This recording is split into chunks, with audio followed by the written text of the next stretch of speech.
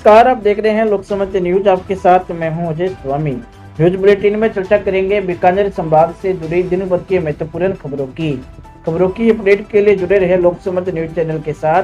Channel को subscribe और bell icon जरूर दबाएं। अगली खबर श्री गंगानगर से।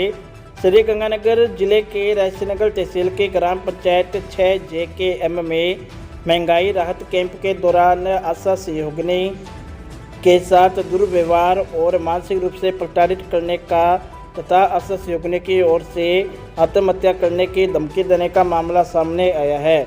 इसी मामले में भारतीय ट्रेड यूनियन सीटू और आशा सहयोगिनियों की ओर से आज श्री गंगानगर जिला परिषद पर जोरदार प्रदर्शन किया गया और कार्रवाई की मांग को लेकर जिला परिषद CEO को ज्ञापन भी सौंपा गया।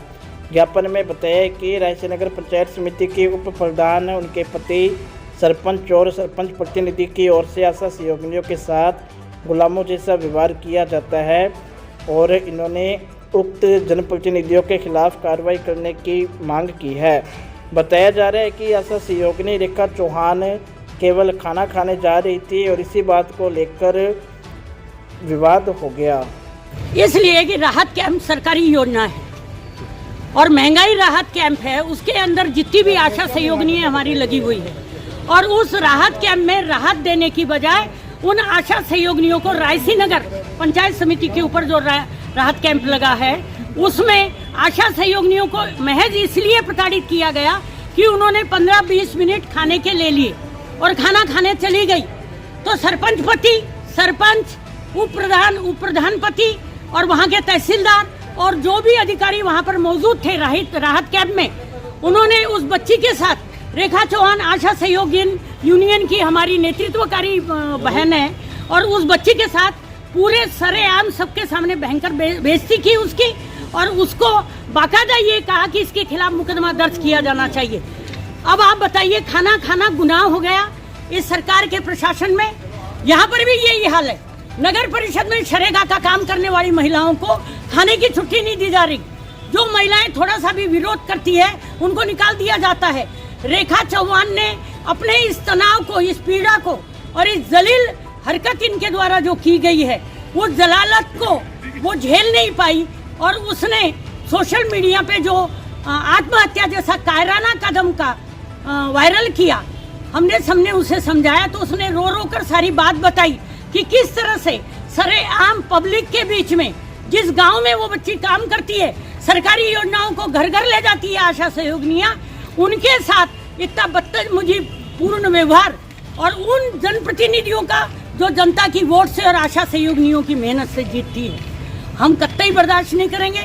CITU, अखिल भारतीय खेत मजदूर यूनियन, उन सब ने मिलकर हमने तय किया है कि अब कोई भी अधिकारी या जनप्रतिनिधि का रिश्तेदार मजदूरों के साथ, चाहे वो शरेगा के मजदूर हो और चाहे आशा सहयोगिनियां हो और चाहे कोई भी स्कीम वर्कर हो, उनके साथ अगर बदतमीजी करेगा, आप एक बात बताइए, कानून है।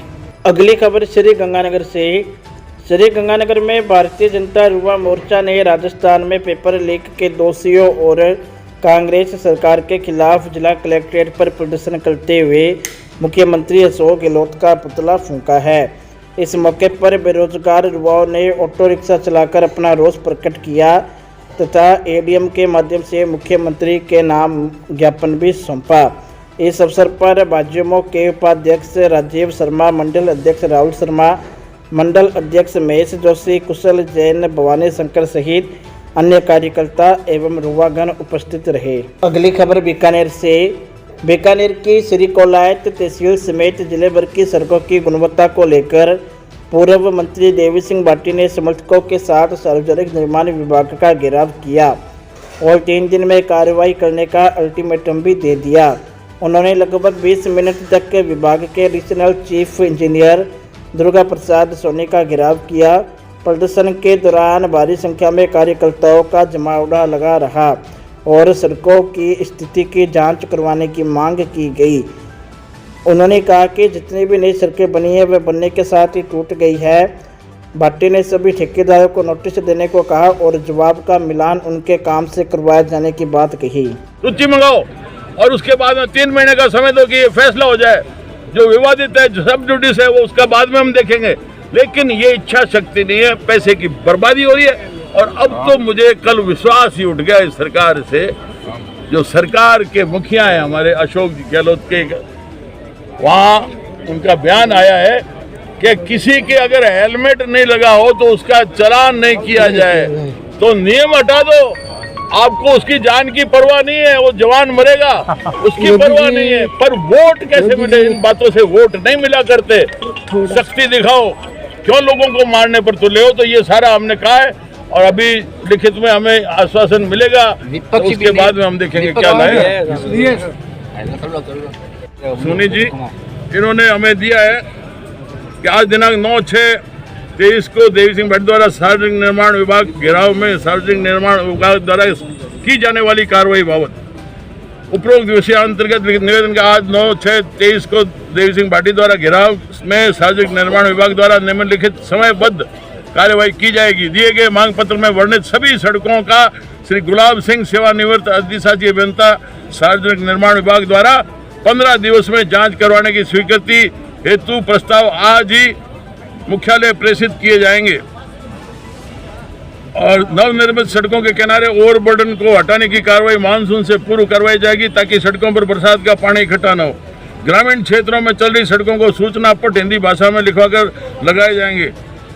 दो हस्ताक्षरकर्ता द्वारा दिनांक 8/6/23 को मांग पत्र में उल्लिखित सड़कों का निरीक्षण किया गया। उन सभी सड़कों के संवेदकों को दिनांक 12/6/23 को इस कार्यालय द्वारा नोटिस जारी करते हुए संबंधित अभियंताओं को कार्रवाई हेतु पाबंद करेंगे। दोषी होगा उसके खिलाफ आप 17 की चार्जशीट का भी तो लिखो, जो दोषी होगा उसके खिलाफ क्या अगरबत्ती करोगे?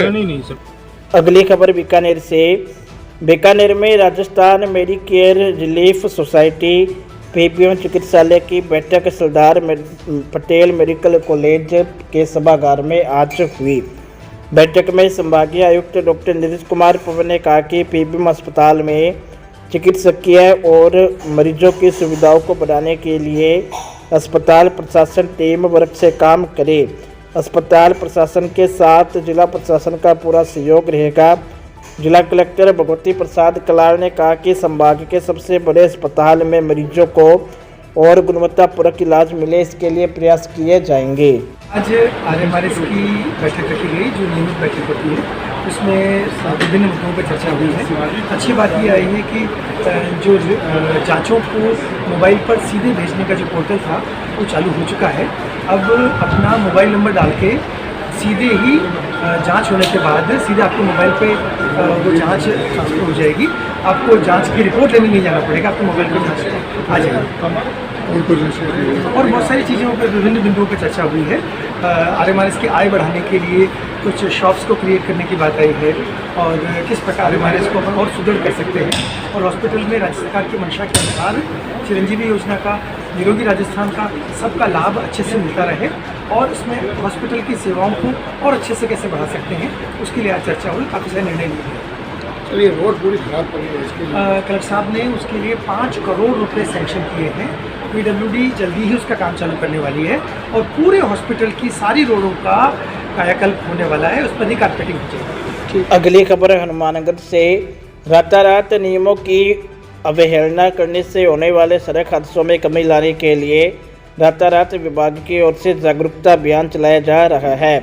अभियान के तहत शिक्षण संस्थाओं में शिविर आयोजित कर छात्र छात्राओं को रातारात नियमों के प्रति जागरूक किया जा रहा है। इसी कड़ी में हनुमानगढ़ जंक्शन स्थित PR fire and safety academy में रातारात पुलिस की ओर से जागरूकता शिविर का आयोजन किया गया। शिविर में रातारात प्रभारी अनिल चिंदा ने एकेडमी के छात्र छात्राओं को रातारात नियमों की जानकारी दी।